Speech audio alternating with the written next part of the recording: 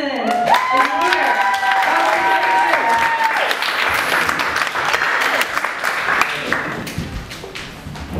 All right.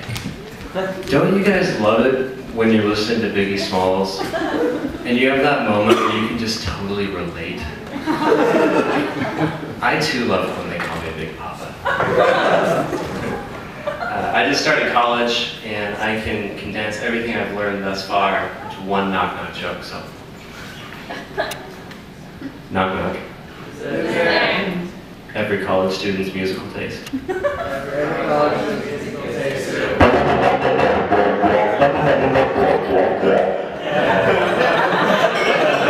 All day long. But I like college. My history class is interesting.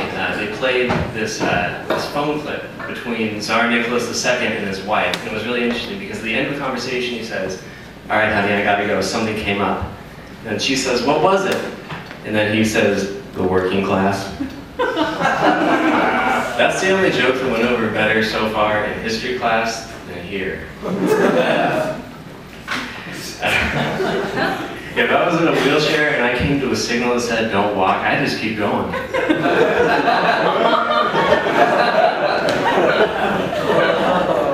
I like fedoras because they allow me to easily identify people I don't want to talk to. One of my friends recently donated money to a charity for cancer, and I think that's one of the worst things you can do. Why would anybody donate money to a charity for cancer? I donate to charities against cancer. That's the only way we're going to beat this thing, you guys. My car seats 2 people or 9 clowns. I want to make a wacky sitcom based around life in 1940s Germany and call it Third Reich from the Sun. And the best thing about that is you can expand it into like an entire every weeknight lineup. Like Monday you have Third Reich from the Sun, Tuesday you have 30 Reich, Wednesday you have Parks and Recreation, Thursday is, How I Met Mein Fuhrer, then Friday is Panzertown. It's a stretch. A bad way to start a speech is by saying, "Today I'm going to talk about blank."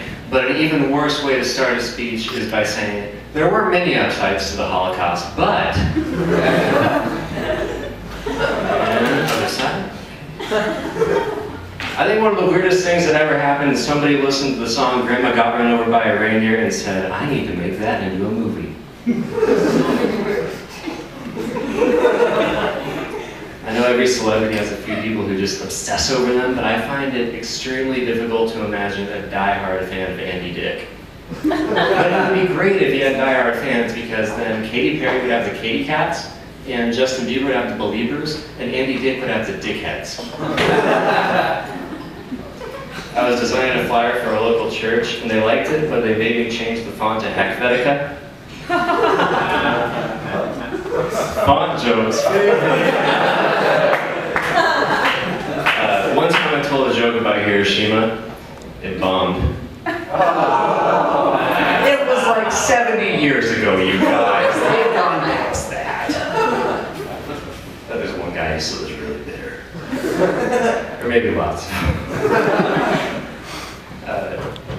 This is just me being kind of curious. What would happen if the NAACP sponsored a KKK chapter? That'd be a huge conflict of interest. I bet the KKK would feel super awkward at all their activities. I went to Denny's one time and they said, I ordered some eggs and they said, "How would you like your eggs?" And I said, "Oh, I like my eggs." And they said, "No, how do you like them cooked?" I said, "No, I like them even better cooked." And they said, "Okay, smartass. How do you want the chef to prepare your eggs?" And I said, "Easter." And they got kicked out. All right, thank you.